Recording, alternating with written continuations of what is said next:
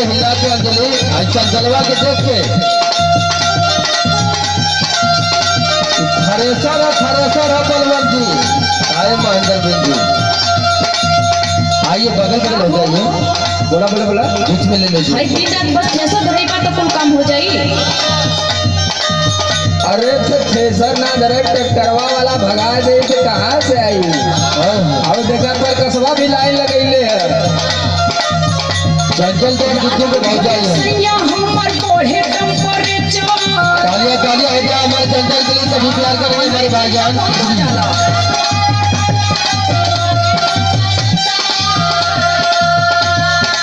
Cooler में रहा, cooler में और बुद्धू में भाग जाइए। देखा कैसे कूलर में रहा। कोढ़े टेम्परेचर भरा वेला थ्रेसर वेला थ्रेसर।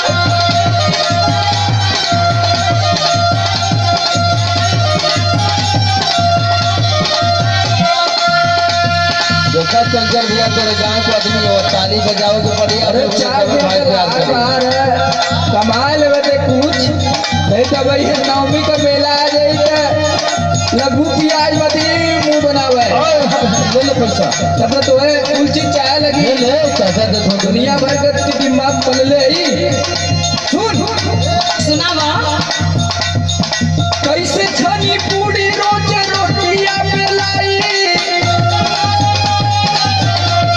आवाज उठाओ ना बेटा।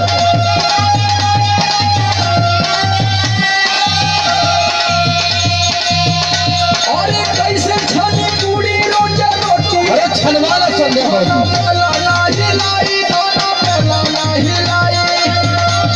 तालियां तालियां तालियां हो जाए हमारे भाई के लिए। जोरदार तालियां है। अरे तो और देवर रमो चंचल ख्याल रखें।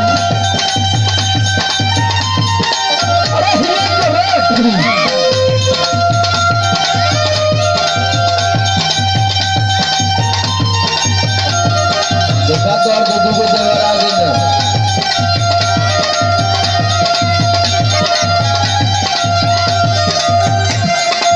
आज बीच में अरे हुआ, वो बीच तो में। ठीक है बा हमहू जाना तनी के कमई बाना तो का खाइल जाई।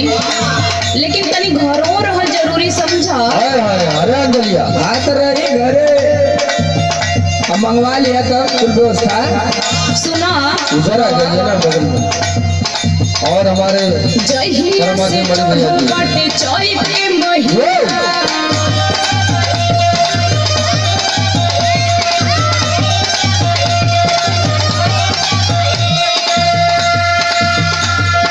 सुतेला ना घरवा पलम अरे कैसे तनी घरों रहे सीखा। हाँ गरबा सूट के बुखारी है। जहिया से चढ़ल बाटे चैत के महीना सुतेला ना घरवा पलम एको देना। गाभी गाभी तकिया बिगोर जलने चार। अरे हिला के एक भाई तू। अरे टीवी देखा कर पड़ेगी टीवी। मोबाइल में टिकटॉक में वीडियो बनाओ कर टाइम पास हो। अरे भाई देख ला। देखा थे कुल में गाड़ी बनावत थी। हमारे और हमारे नाम में लाओ। ये खाली आदर्श इलेक्ट्रिक घर की दुकान है। आदर्श भैया राज उर्फ राज से सीख ले। इलेक्ट्रिक एक सिलेंडर के नाम पर बढ़िया जो कलाकार भी है। गाभी गाभी तकिया बिगोर अरे लेक्चर है। साया चल चल।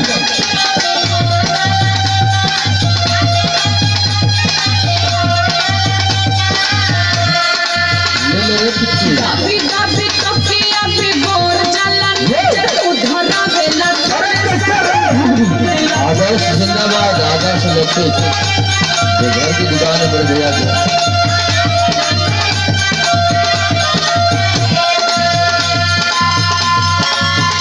जिंदाबाद जिंदाबाद बलवान परिवार बंद परिवार।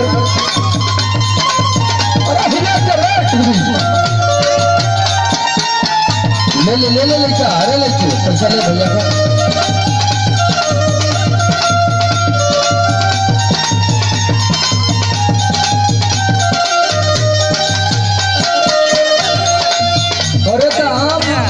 अगर घरवा में अगर चाय है तो ऊपर मंगवा दीजिए चाय, इसके बाद थोड़ा जायकी होगा आप लोग देखो। तू खुद समझदार है, तू के ये सब प्रेशर ना लेवे के चाहिए। का करी हो तो और चिंता ना होखे लगेला। हाँ बड़ी चिंता वाली तू गले। घरवा में सूत के काट अरे हिला के भैया गाय में अंदर गई आदर्श इलेक्ट्रिक जिंदाबाद। अरे छोटे जगह रखो घोटे खातिर कहाँ और ले आई दाना पानी। अरे भगवान सबके देना हमनों के दी है। अरे ले लो बेटा, हमारे भैया है ना, ले लो। घरवा में सूत के काटा जब चाली घोटे खातिर कहाँ से आई दाना पानी। समारे आलोक पिट कई से भराई। अरे ले लो ये करेंगे महेंद्र सिंह जिंदाबाद। और हमारे अरे समारे आलोक पिट कई से भराई। बेला नहीं लाई खाना बेला नहीं लाई।